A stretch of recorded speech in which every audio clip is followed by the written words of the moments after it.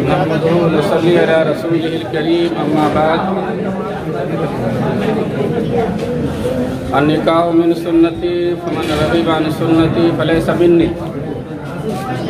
मोहतरम सामीन, ये निकाह का अहम मौका है और यही अहम प्रोग्राम है। इससे पहले भी जो कुछ हुआ होगा बहुत ज़्यादा उसकी अहमियत नहीं है। इसके बाद जो होगा वलीमा होगा। वलीमा भी सुन्नत है, फ़र्ज़ नहीं है, वाजिब नहीं है। लेकिन ये जो अमल होने जा रहा है ये फ़र्ज़ के दर्जे में, ये वाजिब के दर्जे में है। ये जो है निकाह का अहम रुकन है। तो आपके हंगामे से ऐसा ना हो जाए कि अहम मौका हंगामे के नज़र हो जाए। इस वक्त बड़े बड़े अहम काम होंगे, तिलावत होगी, खुतबा पढ़ा जाएगा, हदीस सुनाई जाएगी और कबूल कराया जाएगा और ये भी बताया जाएगा कि महरी निकाह कितना हुआ है। ये भी आपके हुजूर बताया जाएगा कि गवाह कौन कौन तय हुए हैं। एक अमल हुआ है, इजाब का अमल हो गया है, निकाह अभी मुअल्लक़ है, निकाह मुकम्मल नहीं हुआ है। जब तक कि जानबैन से इजाब व कबूल नहीं हो जाए, कम से कम 2 गवाह की मौजूदगी में निकाह जो है वो अमली जामा पहनने से महरूम रहता है। अल्हम्दुलिल्लाह एक अमल हो गया है, लड़के ने इजाज़त दे दी है और लड़के से कबूल कराना बाकी है। कबूल कराने से पहले खुतबा होगा और खुतबा जो होगा, खुतबे में कलाम पाक की तिलावत होगी। मेरे मोहतरम बुजुर्गों, दोस्तों, ये हमेशा याद रखिए, मत अमल कीजिए, इसलिए कि अमल करना अपने बस के बात नहीं है। अल्लाह अगर तौफीक न दे, इंसान के बस का काम नहीं। अल्लाह अगर तौफीक न दे, इंसान के बस का काम नहीं। फैज़ान मोहब्बत आम सही, इरफान मोहब्बत आम नहीं। हमारा काम है सुनाना, निकाह के मुतालिक कुछ मसला बता देना। हम इसी के मुकल्लफ हैं। हिदायत देने वाली ज़ात अल्लाह है। अल्लाह जिसको चाहता है हिदायत उसी को देता है। हिदायत मांगने से मिलती है, तौफीक चाहने से तौफीक मिलती है। इसलिए हम लोग जो है बताने के मुकल्लफ हैं और ऐसे से मौके पे बताना भी चाहिए और बताए जाते हैं।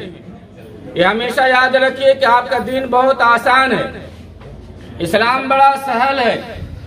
जो हमारा दीन है इतना आसान है कि क्या बताया जाए। इसमें जीना ही गोया कि जो जिंदगी है, ये जो हमारा जीना है, जीना भी आसान है। और जीने के बाद जब आखिरी उम्र को होंगे और फिर मरने की नौबत आएगी तो मरना भी आसान है।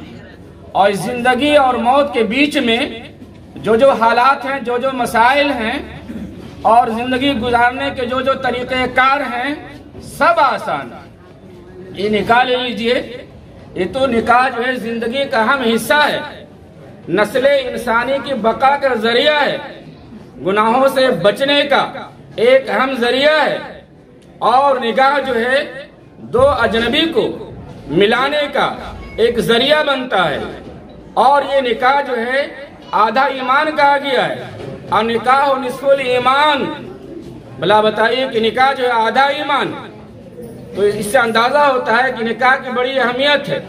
तो मेरे मोहतरम बुजुर्ग दोस्तों, हकीकत यही है कि जो निकाह में तकल्लुफात जोड़े गए हैं ये हमने जोड़ा।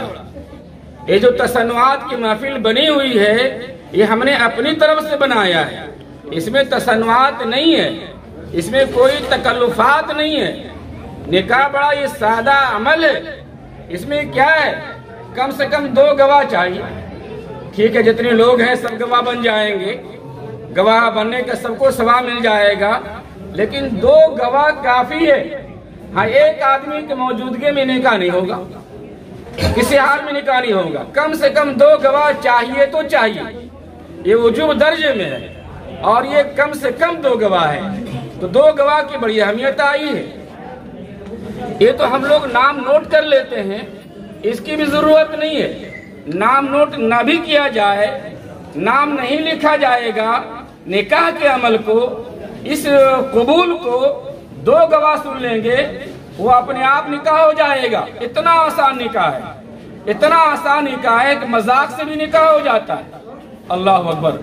کوئی اگر باہم جو ہے مذاق میں کھیل کرے, لڑکا لڑکی عاقل بالغ ہو اور 2 گواہ وہاں پر ہو اور مذاق میں کھیل بنا کے کھیل پیش کرے, نکاح ہو جائے گا.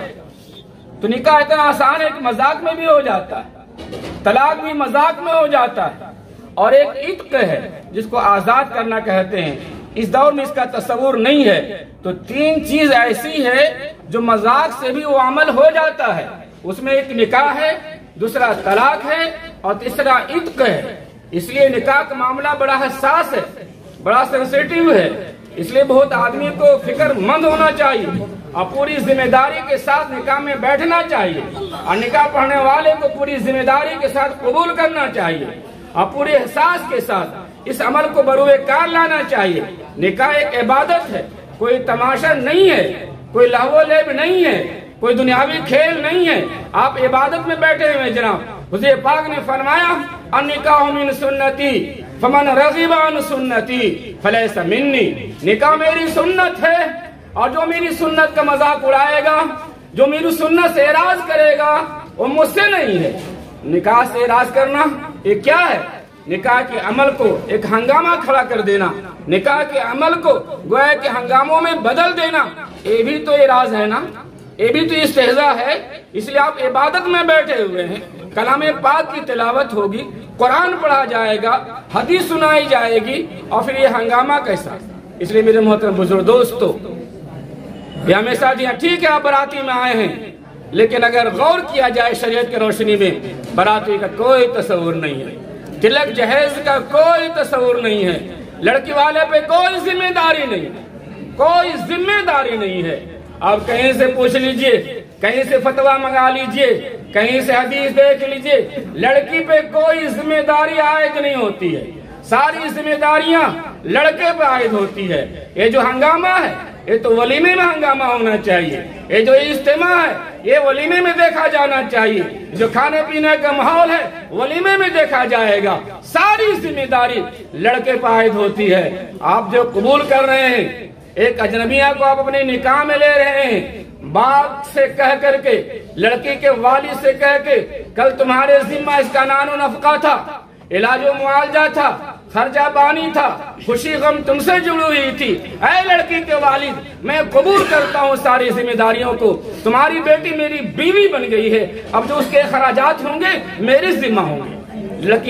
لڑکا گویا کہ بھری محفل میں اعلان کرتا ہے, اور پھر اس کی خوشی میں, اس کے اظہار کے لیے ولیمے کے شکل میں پروگرام ہوتا ہے, اور ولیمے میں دوست احباب جمع ہوتے ہیں, مبارکباد دیتے ہیں. یہ عمل حسین ہے, ولیمہ ہونا چاہیے. حضور پاک علیہ السلام نے فرمایا اولیم ولو بشاتین, ولیمہ کرو چاہے بکرے سے کیوں نہ ہو. پتہ ہے چلا دوست احباب کو ولیمہ مانگنا چاہیے اور مانگ کے دعوت کو قبول کرنا چاہیے. میرے محترم بزرگ دوستو, یہ ہمارا نکاح ہے, اتنا آسان ہے, اتنا سہل ہے. اس لیے اس بات کو سمجھیں اور اس بات کو رواج دیں, اور کسی پر کسی طرح کا کوئی بوجھ نہ بنے. ہماری جانب سے کوشش ہو کہ کسی پر کوئی ظلم نہ ہو. حضور پاک نے فرمایا من سلم المسلمون من لسانہ ویدہ. اس حدیث کو آپ غور کریں گے جی, کوئی معمولی حدیث نہیں ہے. کیا فرما رہے ہیں؟ من سلم المسلمون من لسانہ ویدہ. وہ مسلمان نہیں ہے جس کی زبان سے کسی مسلمان کو تکلیف ہو جائے, وہ مومن نہیں ہے جسے کسی کے آزر زوارے سے کسی کو تکلیف ہو جائے. تو کیا ہماری کوشش رہے گی کہ ہماری جانب سے کسی کو تکلیف نہ ہو؟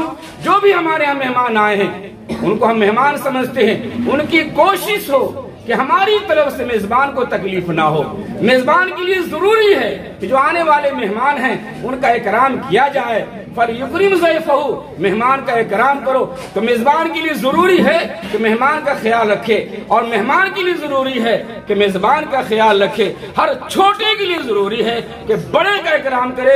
حضور پاک نے فرمایا مَن لَّمْ يَرْحَمْ صَغِيرَنَا وَلَمْ يُوَقِّرْ كَبِيرَنَا فَلَيْسَ مِنَّا، جو چھوٹے بڑے کا اکرام نہیں کرتے ہیں اور جو بڑے چھوٹے میں شفقت نہیں کرتے ہیں وہ ہم میں سے نہیں ہیں، یعنی ہماری جماعت سے نہیں ہے۔ گویا کہ ہماری ضروری ہے کہ ہمیں جو چھوٹے ہیں وہ بڑے کا اکرام کرے، اور یہ بھی ضروری ہے کہ جو بڑے ہیں چھوٹے میں شفقت کرے۔ بھائی اللہ نے، اللہ کے رسول نے ہماری طریقہ بتلایا ہے، ایسا کوئی عمل کیا جائے جو ہماری ذات سے کسی کو تکلیف نہ ہو۔